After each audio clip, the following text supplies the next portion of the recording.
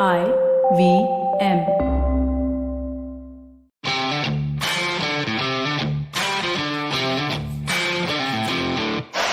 Ladies and gentlemen, welcome to episode 37 of The Fighting G.O.A.T.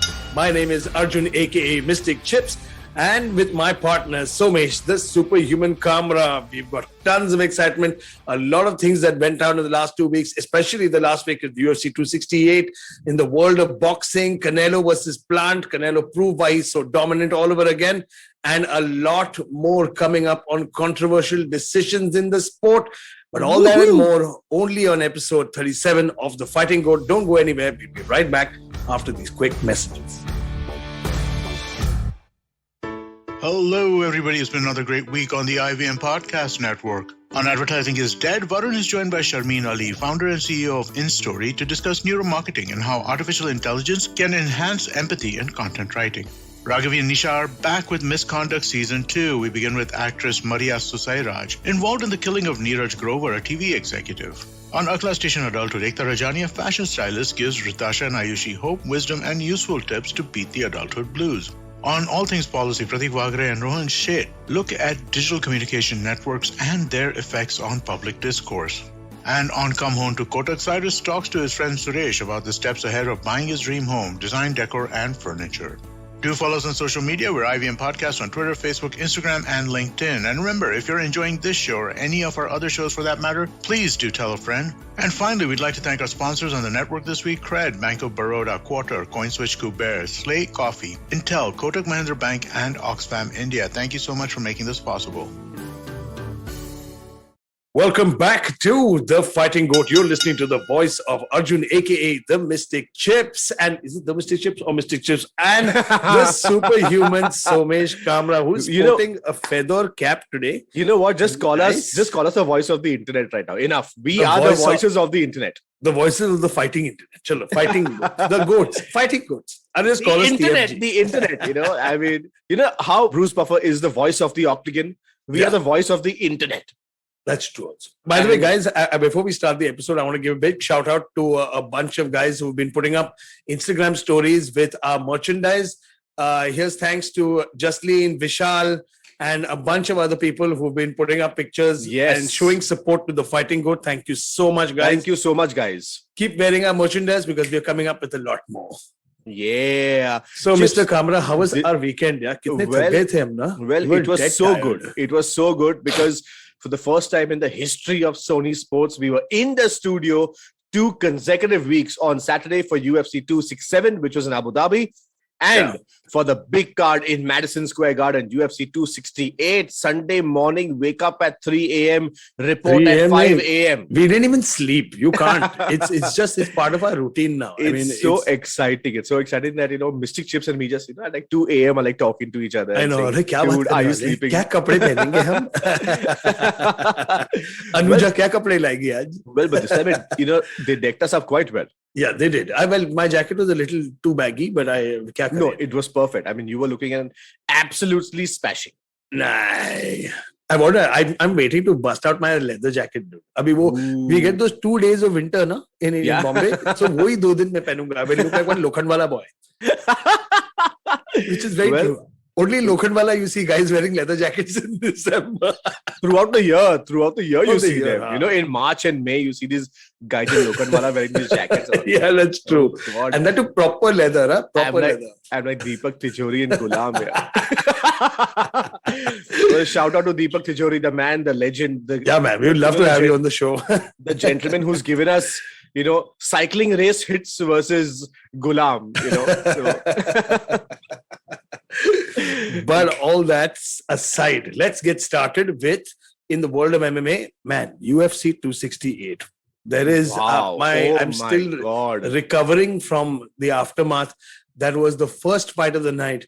Justin Gaichi versus Michael Chandler. Oh man, it was crazy. And luckily, the first fight of the night, Justin Gaichi, who defeated Michael Chandler in a unanimous decision, was the fight of the night. 50 grand really for both of them. But Chips, they got the fight of the night. Yeah, they got the fight of the night. They should get fight of the year also.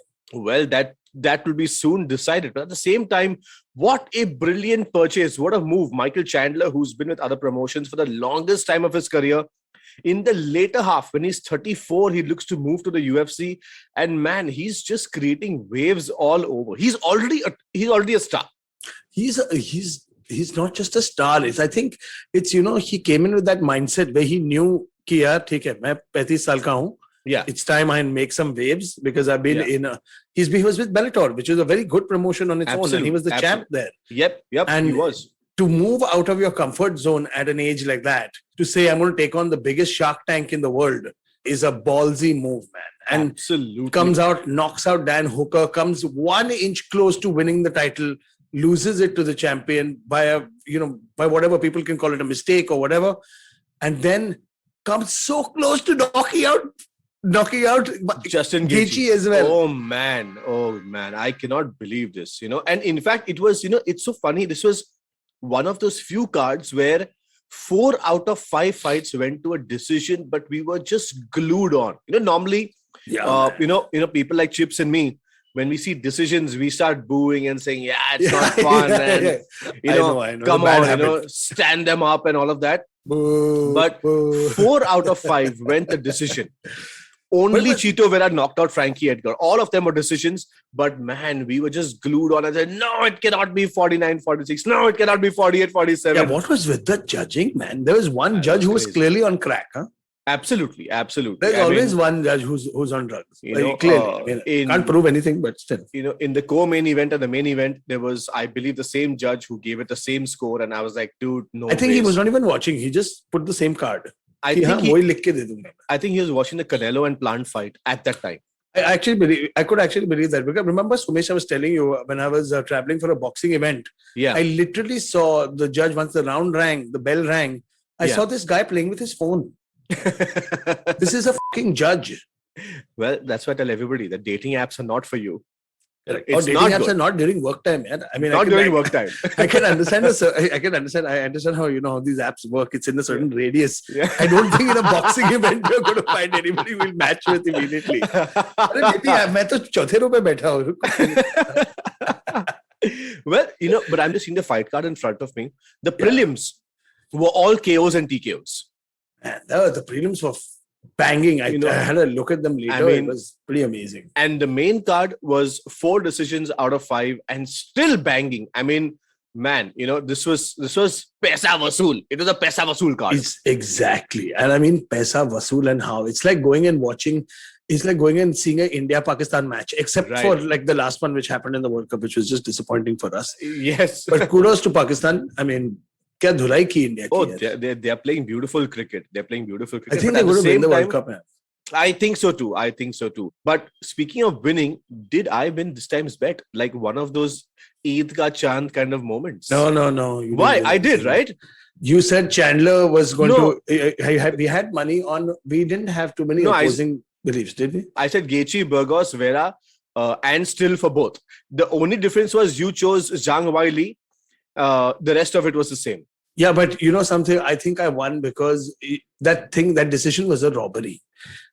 I've rewatched the fight, Somesh, and if you look at that entire fight, firstly, judging is still prehistoric because it's still based on the rules of boxing. Yeah. So when you have grappling involved, it just becomes a weird dimension. So if we've always talked about this, it's like when you're even in any form of control, when you're on top of an opponent, you still have to be an active fighter. Yes.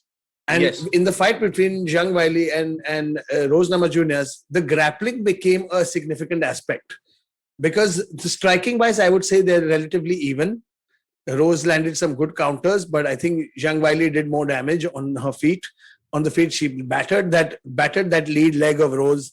And then when it came, remember in the third round, she had mount in the last 10 seconds. Well, if you ask me when it comes to significant strikes or damage, personally, I would give damage the upper hand, but I don't know how the judges see it because, you could be like a Colby Covington kind of fighter. You could be like a Diaz kind of fighter who kind of does more striking.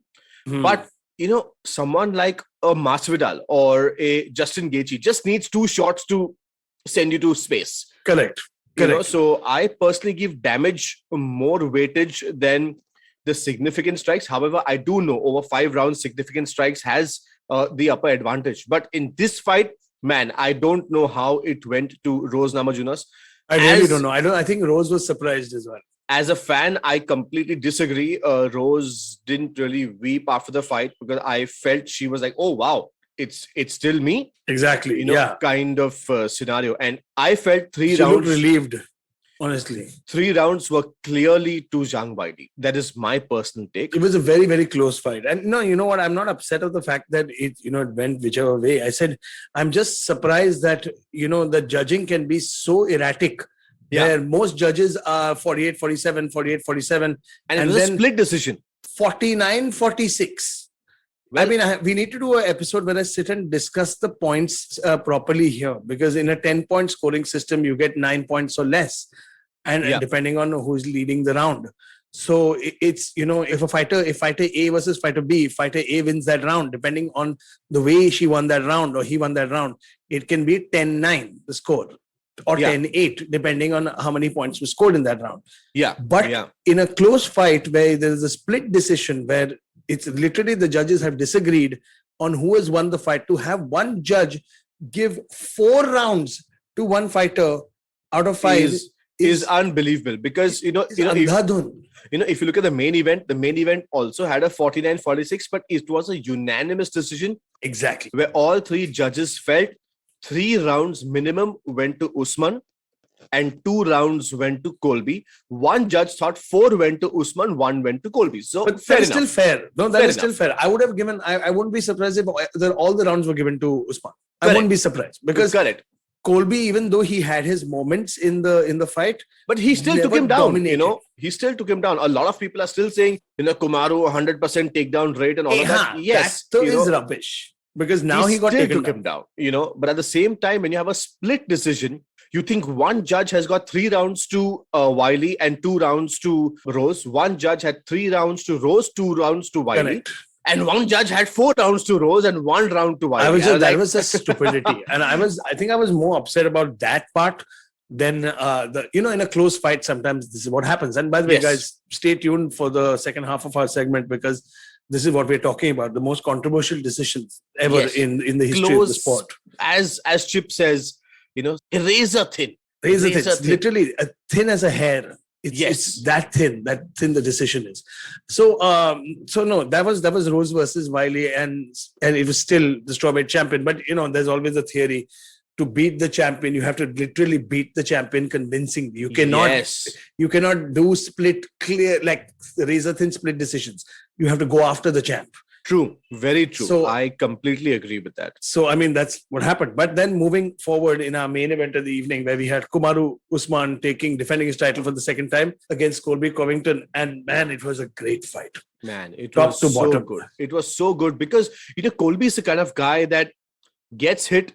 You feel that the fight is going to end, but man, he just keeps coming on. He goes into that zombie mode of his, and round 3, 4, 5 was so exciting. And I was really was. Dude, I mean, this guy's had it's a resurgence, or it's more of a second wind that he's got, and he puts on a show. When he goes into deep waters, he puts on a show, and that's so good to see. I mean, man, I can't wait to see this guy back. And it's the way he drags you into deep waters. Yes. I mean, you could see he made the changes mid-fight. By the second round, you knew he was getting hurt by those shots. The minute he came into Usman's range, he was getting hurt by Usman's counters. Yes. And because there was a big power difference. Usman is a much more stronger, more powerful guy in that sense. Absolutely. In terms of his punches. But you see the way, here's the funny thing. I was chatting with a couple of other guys on the forums, and these guys were saying that we agreed with this point, that in loss, Colby has shown more of Usman's weaknesses than anybody else. Yes. And Usman, as dominant as he is, was still getting touched by Colby. And that's what this was round 4 and round 5. Just imagine what a power puncher could do to him. The reason why the Masvidal fight was so exciting, because I thought Masvidal could hurt him.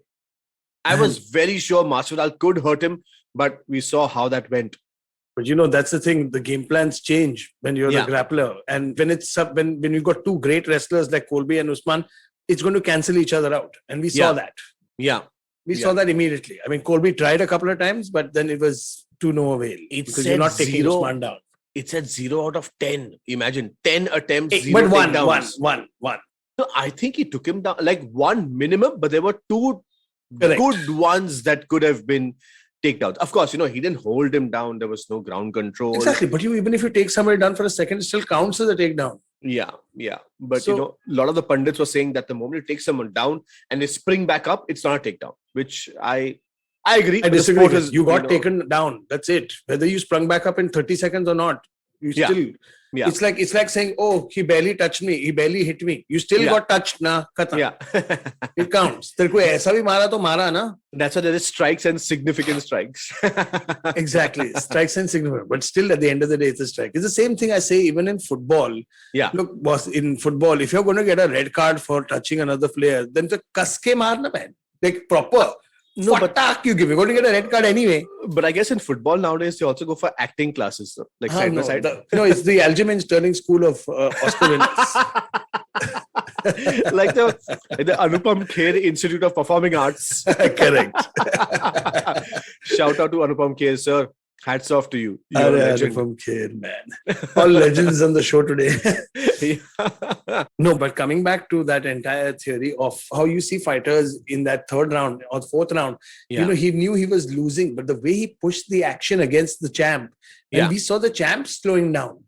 And but which was, this is exactly what I say. This is what people want to see. These are why these cards are built by the UFC. Because yes, on one side, we do have winners and champions, but on one side, we've got fighters. And that's what Chips and we keep saying. This sport was built on fighters. It was not built on, okay, I'm not demeaning anyone, but if there's a fan who's sitting in the crowd who's paid, say, $400 for a ticket, he doesn't want to see a 25-minute wrestling match. He wants to see people knocking out each other. He wants to see slams. He wants to see unbelievable takedowns. And that's why Khamzat's going to be a big star because, yes, he finishes fights, he grapples, but he takes his opponent, he picks him up, he talks to Dana White, slams his opponent down, and then chokes him out. But it's still early. Let me see him against some real top 10 competition, like top 5, top 6, because it gets harder and harder to do that. If he starts doing that, if he picks up Wonder Boy, slams him down, and chokes him out, yes, then I'm going to be on that train. Well, but Li Jingliang was number 8, I think, when he took this fight. Number 10. So he still technically fought a number 10 fighter. But there's Li Jingliang and then there's Wonderboy Thompson. And then there's Gilbert Burns. And then there's Vicente Luque. And then there is Colby Covington. Yeah, but that's the top level bracket.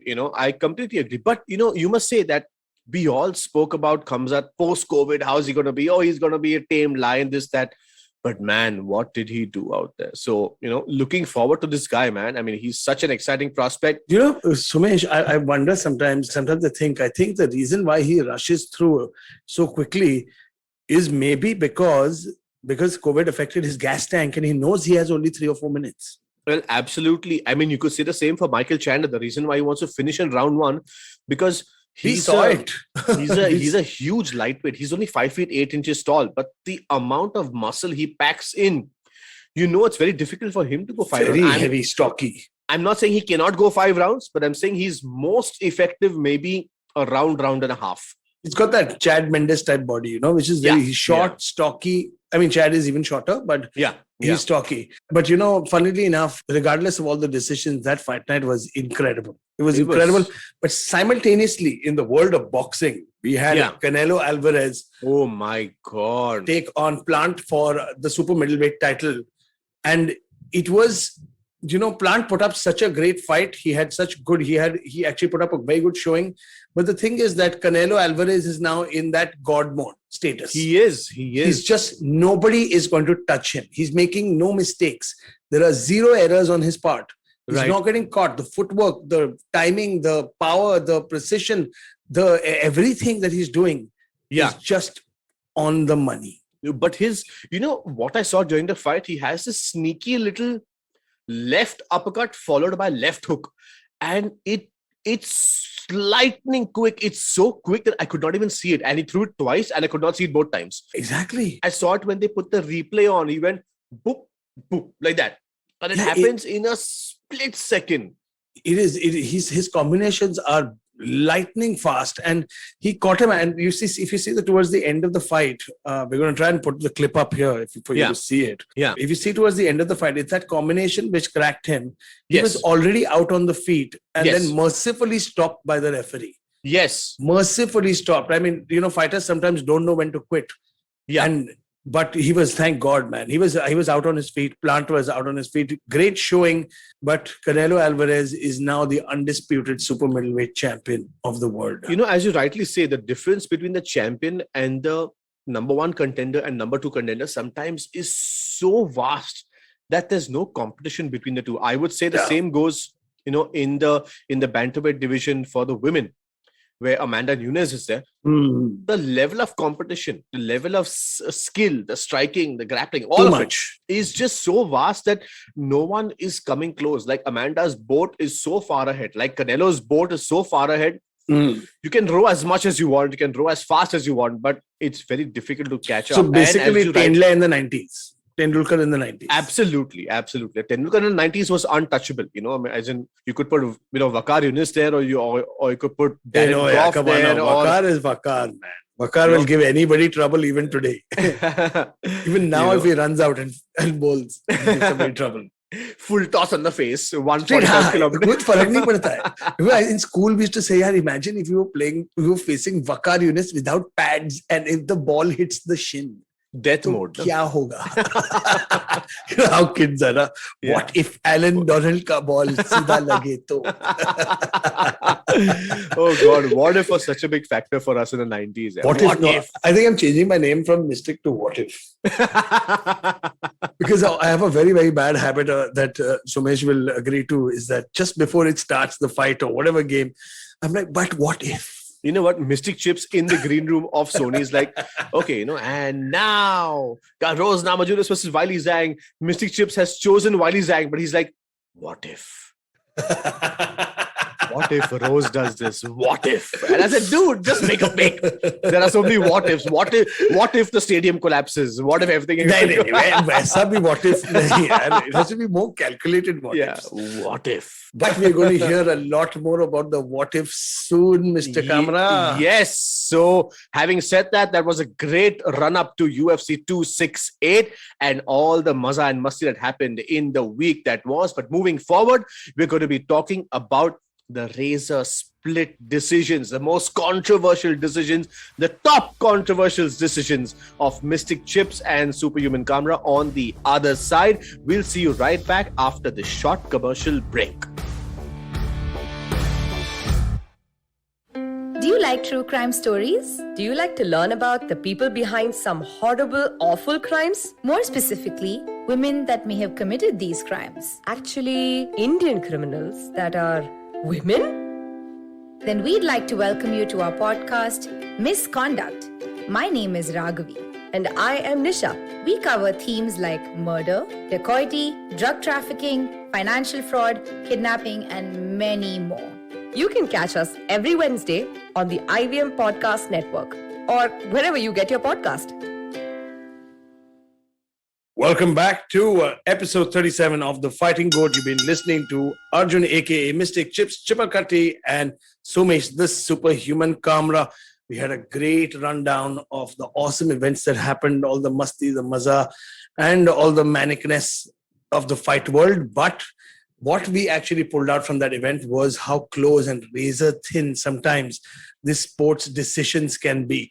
And it leaves a lot of fans divided, It leaves a lot of fans divided. It leaves a lot of experts divided. It makes people question the integrity of the sport. It makes people question the judging. And more importantly, I've had a lot of people come up and ask me saying, bro, was this fixed? You know how easy it is for a fan who's not seen the sport enough. Yeah, bro, Somesh, come on. It's not a surprising thing. How many people come up and ask us if it's fixed, yeah? Yes. Ye fixed tha kya, wo fixed tha kya? And I'm telling them, no, douche, it's not fixed. But you know what? The good part is when we used to first do this in the world of MMA, a lot of fans used to come and tell us, asli hai kya? Asli hai kya? Because all WWE guys, na? Yeah, all WWE guys. But thank God, the fans, the people, the public have moved on from asli hai kya to fixed hai kya. So at least they know it's real. It could be fixed. It could be not fixed. I don't know.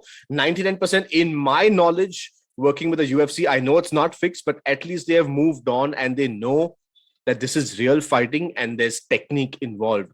So, yeah. I mean, but to come up to our entire topic of discussion when we are talking about, whether it's fixed or not, when decisions get close, though, when decisions get really close, when you've got two opponents that are so evenly matched and have done so well throughout the fight.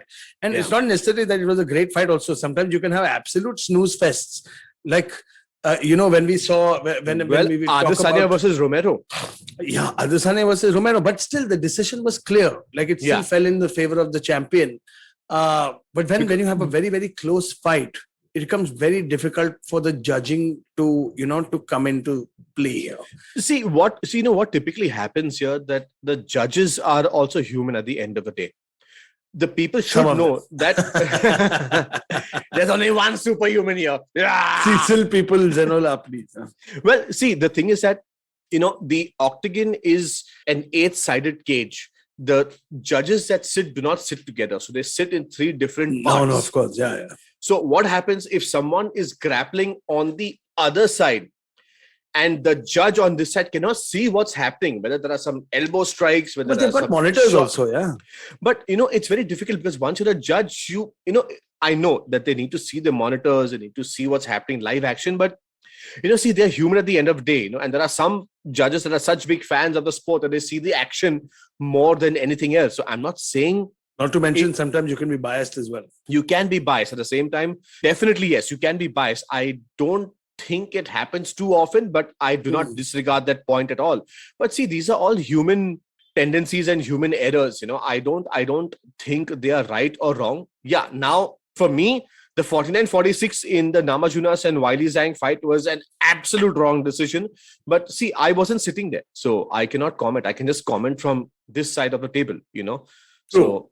I mean, see, if I was a judge and I was judging an Anderson Silva fight, it's also going to be 50-45 straight.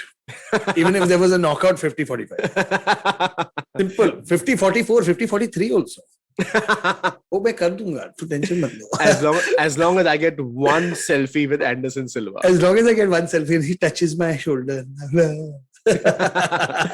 But yeah, No, joke. I mean, if you have to really look, let's get into the entire subject by giving you some examples. And we're going to see for the first time on our podcast, you're going to start seeing pictures along with what we're talking about. Yay! So I think for me, one of the most controversial decisions that ever went down was in the light heavyweight division when Lyoto Machida was champion. The fight between Lyoto Machida and Shogun Rua. Oh my God. Which was the most controversial decision that I have seen.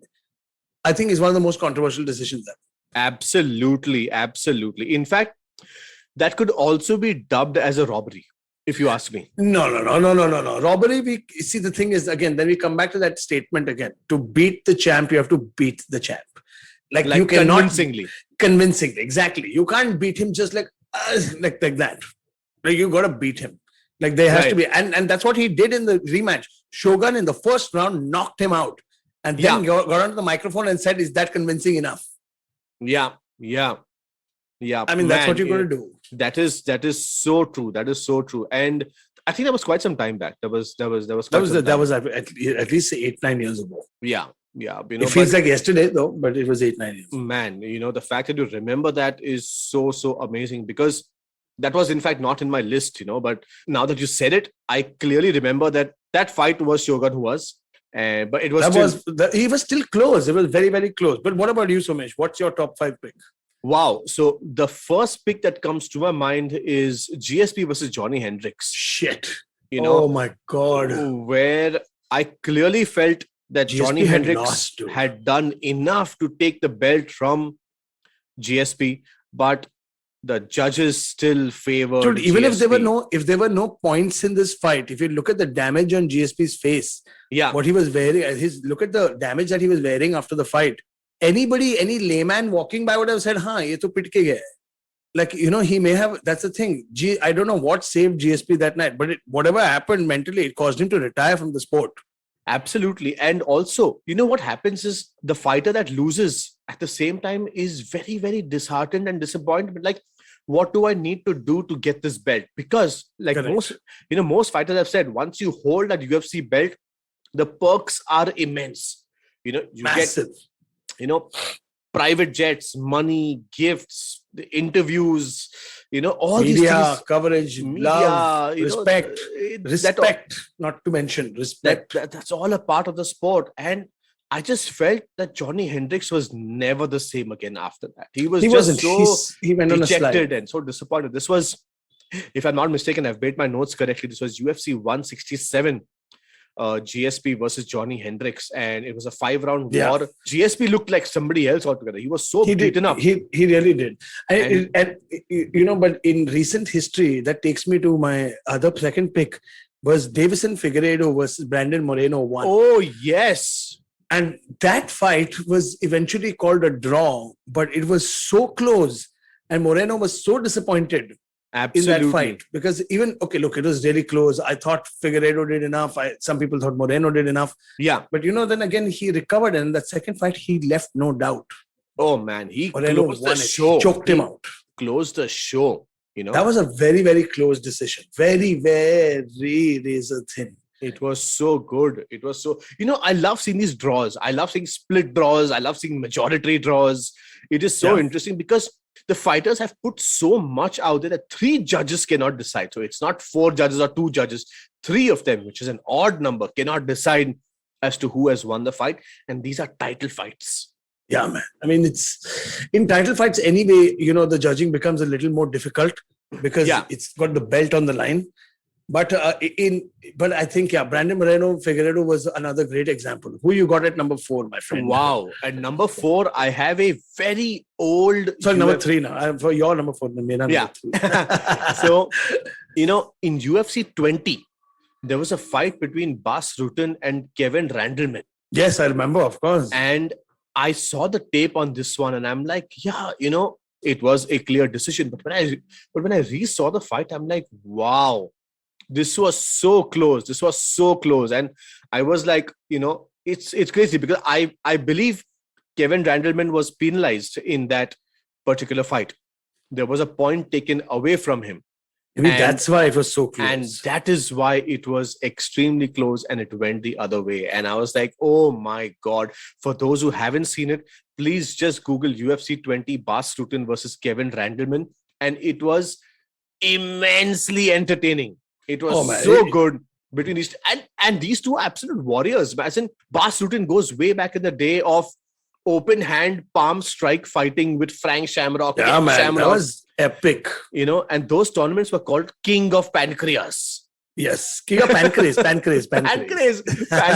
Pancreas. When I tell you something, the way he used to hit each other, pancreas hi aata tha. It's a lame joke, but still. So my next pick was in UFC 20, Bas Rutten versus Kevin Randleman. With a penalized point, it got taken away from him. Okay, for me, coming up, I would say a very, very close and controversial decision was Nick Diaz versus Carlos Condit. Oh, I remember Nick Diaz God. versus Carlos Condit. That was a great fight. And even though Nick Diaz was the aggressor throughout the fight, there was a lot of showboating, his hands in the air, trying to slap him, this and that. And Carlos Condit was attacking off his back foot. Basically means you're attacking, moving backwards constantly. It happens. It's one of the most difficult things to do.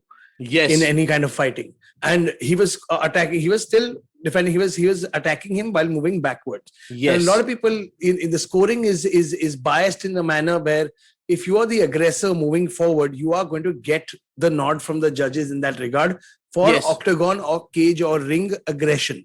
Correct. So that's called ring aggression, and it then gives you tallies with points that give you ring control. Absolutely, yes. In fact, even I had this fight on my list. It was UFC 143. It was a 5-round fight. Yes. Where clearly Carlos Condit was outstriking Diaz. Clearly, it was clear. But as Chips rightly said, he was moving backwards and he was countering him. Exactly. And man, at the end of it, Nick Diaz also had his head down and they said... He was pissed off, yeah. And the winner was really Nick Diaz. Even though Carlos Condit outstruck him on all fronts. Yeah, I mean, the thing is, see, it's also Nick landed the most significant shots. Like the minute, you can punch somebody like this 7 times, but if I go boom one time, yes, that out, that will just shut down. You can be peppering me with shots for 10 minutes, but if I drop you once, that already has undone what you have done. Absolutely. And that's the case of what happened in those scenarios. Whatever punches Nick landed were hard shots. They were significant shots. Yeah. And Crazy. So Carlos Condit versus Nick Diaz was a very, very controversial decision for me. Wow, that was that, and surprisingly, that was on my list too. So I'll just strike that off. But the next one on my list, which is another super close one, was at UFC 112, Bj Penn versus Frankie Edgar. Yeah, please. I was so upset. That was a good one. The Very closest controversial. fight. And the good part is that Frankie Edgar, who fought in last week's card, also has been fighting for 15 years in the UFC. Oh my God, we actually forgot to cover that one, my friend. Frankie Edgar got knocked. I think it's because of the sadness of it. Yeah. Last fight on the contract, and Frankie Edgar got knocked out, front kicked into the face, Anderson Silva style, by Marlon Chito Vera. Well, somebody who's never got knocked out in his career first got knocked out with Brian Ortega. Then he got knocked out by Corey Sandhagen. Yeah. Then he had a victory, and now he's come back and he's got knocked out by Chito Vera. What can you do, man? Frankie Edgar, thank you so much. If this is the last that we have seen of you, thank you so much for every single thing that you have done. Of course, the former lightweight champion, Frankie Edgar, hopefully bows out, comes back as a coach and creates some havoc out there. But having said that, Bj Penn. UFC 112, Bj Penn versus Frankie Edgar was one of the closest fights that I have ever seen. Because I do remember that there was one judge who gave all rounds to Frankie Edgar. That was unbelievable, because I remember, again, Bj Penn had such great moments. Yeah. Bj Penn he was still on top of his game.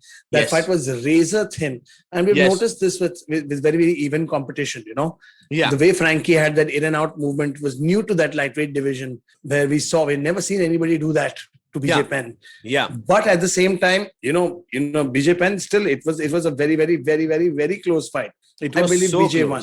It was so close. And 90% of the people thought Bj Penn won, but the judges said Frankie Edgar is Frankie Edgar. And obviously he's been a phenomenal fighter. And, sometimes people are also in awe that, so how can Frankie Edgar lose? It's almost like, not like Anderson Silva, because he used to convincingly beat his opponents. But as you rightly said, Chips, if you need to beat a phenomenal fighter, you need to beat them down. Otherwise, it's going to swing the other way. Correct. And, moving forward, I think my final controversial pick would be Matt Hamill versus Michael Bisping. Oh my God. This was a straight up robbery. Yes. Like chori kiya. Yes. Daylight robbery from under his nose. Matt Hamill was the UFC's only deaf and dumb fighter. And he was also sadly technically he has a win against John Jones. Oh, yes. He does. And but I felt very bad for him, because he's dealing with a disability. He can't hear the crowd. The good thing sometimes is people saying that they mean it in a light way, no disrespect, because he can't hear the boos. Yeah, he can't. But at the same time he can't hear the cheering as well. And there were a lot of cheering for Michael Bisping for Matt Hamill that day. Yes, there was. This was also on my list. Let me tell you, ladies and gentlemen, this was UFC 75 happening in London. Which was a long time ago. Which is obviously, Bisping's technically his hometown. Yeah, he had home field advantage. And if you notice something, Somesh, Bisping has never been on the wrong side of a decision at home. Yeah, never. If it goes to the decision, we used to joke around saying, if it's going to a decision in somebody's hometown, they're never losing. Absolutely. Bisping versus Dan Henderson also went down that way. Yes, Bisping versus Dan Henderson too. Yes. The first one was, of course, Dan Henderson knocked him out senseless. But in that fight versus Matt Hamill, you could see, man, that first round and the third round, Matt Hamill battered Bisping. Yeah. Battered him. And I don't know which judge gave the man a unanimous nod. I just don't get it. I think that's a screw job. Now that's a screw job. Right. That's what they say. In fact, the most important part about this fight was when the decision was given to Michael Bisping, there were boos all over in London. Yes, even in from the arena. Hometown. In the arena, they were like, boo, no ways. And And you know, the funny thing is, I remember Matt Hamill just, at the end of it, he was upset because he couldn't hear the boos and stuff. Yeah. And he was upset, and but he said, "I'm just so grateful for the opportunity." The same thing that we saw from Zhang Weili, where it was absolutely. I think it was crazy that so many people thought that she lost. Yeah, I don't believe that for a second. I think she won. Yeah, and me too. That attitude that she had after, she's like, "Well, I'm just happy to be doing this." Correct. That's incredible. I mean, I don't know what to say. I mean, I would have been pissed off. But what happens? Maybe because she cannot understand English, she did not know the scorecard, and that's why she said, maybe it's a close decision. But when she must have gone back, I'm 100% sure she would have been very disappointed at 49-46, and she's like, what did I do wrong? And especially in the new camp, with Henry Cejudo, with Coach Eric, we saw a lot of good stuff out there. Lot of good stuff. We really did see a lot of good stuff. But final, I think there's only one name left on our list, my friend, for the controversial decision that came down against one of the greatest fighters in the world. Well, yeah. See, I mean, we can talk about John Jones and Alexander Gustafsson. Oh my God. First fight. The first fight being extremely, extremely close. John Jones versus Dominic Reyes was also decently close. No. But bro, Alexander Gustafsson took on John Jones when John Jones was in his uber prime. Absolutely. This is why Alexander Gustafsson versus John Jones 1 is number 1 on our list. Yes. Of controversial decisions, because Gustafsson got the fight to him and got it how? We have never seen John Jones moving in trouble, running away. Down more than once. Exactly. I mean, DC couldn't take down John Jones. Yeah, even DC, who is an Olympic wrestler, Olympian. Who's an Olympic medalist. Sorry. Who's an Olympic medalist. And Alexander Gustafsson, who's actually a Muay Thai background guy, took him down. It's crazy. I think it was the element of surprise more than anything. Yes, even I think so. You're never going to expect, like, if I have to face off against Alexander Gustafsson, I'm thinking 9.5 out of 10 times he's not looking to take me down. He's just going to smash me. Absolutely. Going to smash my face in. And it's crazy how razor thin that fight was, because, see, it also brought out a side of John Jones that we've not seen. Yes. To come back from adversity. This is the first time we saw him in trouble.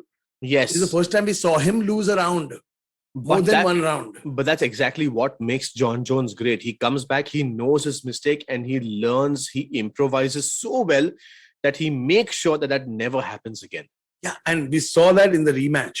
Because the rematch, Alexander Gustafsson got demolished by John Jones. Absolutely. On the ground, pounded out, leaving no doubt. But I think when it comes to that first fight, Alexander Gustafsson won. I think so too. I think it was so close. But at the same time, the way it works is maybe sometimes you always favor the underdog and you're like, I just want this gentleman's 10-year, 8-year reign to end. So sometimes we just want a change in environment because so much of John Jones, and you just think at times, let's just mix it up. Let's have something new. It's so much fun, actually. That light heavyweight division, when it kept changing belts, was a lot more fun. And we saw beautiful. That Jan Blachowicz lost, and Glover Teixeira took his place now. Absolutely, as the champ. Man, and the next one's going to be Jiri Prochazka. That's going to take on Glover. Jiri Prochazka. I mean, good luck, Mr. Teixeira. Good luck. Yeah, and good luck to Jiri as well, because Teixeira hits hard. We saw Jan go down, and in fact, Izzy hit Jan so hard, and Jan was just there. He's like, whatever. But it's, it's that difference between that 230-pound power and the 205-pound power. Yes, absolutely. That is the difference, man. It makes a huge difference. I can completely agree. But those were our top 5 controversial decisions, ladies and gentlemen. If you want to give your controversial decisions and give us your pick, please tag us, hashtag us on Arjun Chips on Instagram, on Twitter, on Somesh Kamra's Instagram and Twitter. And obviously, don't forget to tag IVM. Please hashtag the Fighting Goat. We will review each and every pick. And one lucky winner will get exciting t-shirts, mugs, fridge magnets, and a lot more only from the Fighting Goat. But now that moves us on to the next segment. But we need to take a short break. We'll be right back after these commercial messages. Namaste, this is Cyrus Brocha. I am part of the government cancel culture program to remove rubbish off all the different streams available. So what we have is all the collected rubbish we put together on our show. It's called Cyrus Says. It's on IVM podcast. You have to watch it and listen to it. It's on our app. It's on our website. It's on the YouTube channel. It's on Facebook. There are many different ways. Don't bother me and ask me how. You have to find out. We talk to different personalities. Many of them are known. Some are just people we meet downstairs and invite them up for chai. But the point is, it's fun and it's very therapeutic. So please join in and listen to Cyrus Says. Welcome back to The Fighting Goat here on episode 37, listening to Arjun, aka Mystic Chips, Chipalkatti, and Somesh, the Superhuman, Kamra, and all this lovely content that you've been hearing is exclusively available on ivmpodcasts.com. So keep tuning in and listening to all the content that we have. Hashtag us, tag us, be part of the social media verse. As Somesh always repeats himself and says, your chance to get into the conversation and win some quality merchandise. And if you don't want them, good for us, because we'll bear it. Yeah, correct. मैं तो पहन ही ना हूं. हमारा ही तो है. Coming up next, I think we've come off the heels of two incredible fight nights. We've come off the heels of an incredible boxing match. There's been such great fight content that now it's becoming a little shant again. Slowly now, for the next 2 weeks or something is going to become shant, but not so shant because we've got Max Holloway taking on Yaya Rodriguez. Oh God. Oh, you know what? This is UFC Fight Night, which is happening at the Apex itself.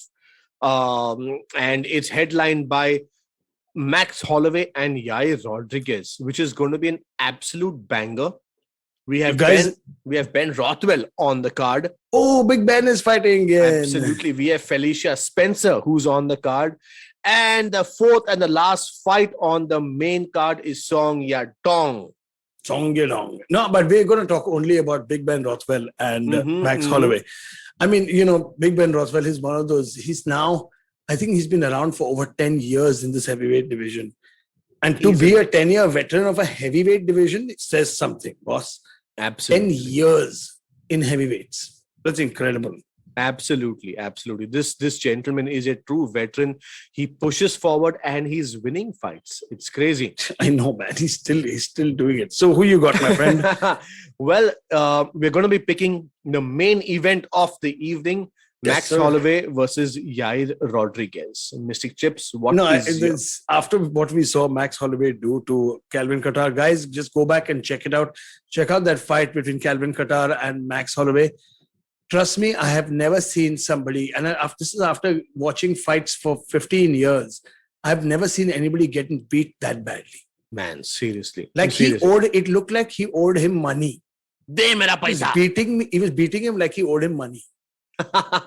And I think Calvin Kattar, we've not even heard of him after that fight. It's been 8 months and he's just disappeared. Chips, that is such a valid point, because what most of our viewers may have not picked is the fact that once you get beaten so bad, you never come back as the same or probably you're not the same fighter again, because absolutely the trauma is so intense that you just don't recover. You just don't recover from it. The mental and the physical trauma. I mean, not to mention is he's going to be doubting himself ever, going forward. He definitely needs a win. It's the same thing that happens when you lose to John Jones or Anderson Silva. Yeah. And you notice that you saw what happened to Anthony Lionheart Smith.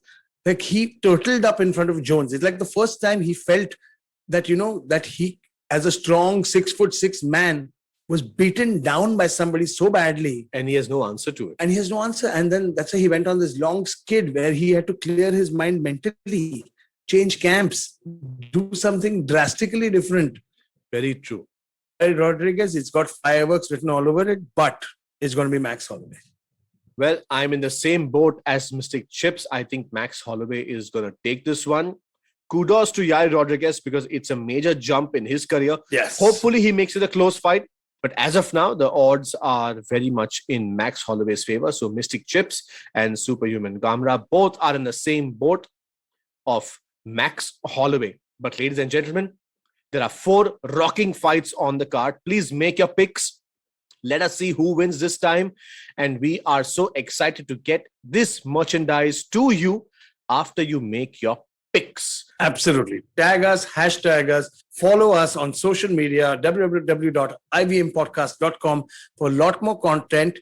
Also, my links on Instagram and Twitter are, on Instagram, I'm at Arjun Chips, and on Twitter, I'm at The Mystic Chips. Go, Somesh. Well, you can follow me or tag me or hashtag me, whatever you want. On Instagram, somesh.kamra, and on Twitter, it is somesh_kamra. As simple as that. And it's IVM Podcast across all platforms. Having said that, Mystic Chips, we would take leave and see you same time, same place next week with more exciting content. If you've not heard us, please get us on the Fighting G.O.A.T and lot more exciting content on ivmpodcast.com. See you on the other side. Take care. Sayonara. Take the jab if you haven't done it as yet. Very, very important. And please, please, please do take care of yourself.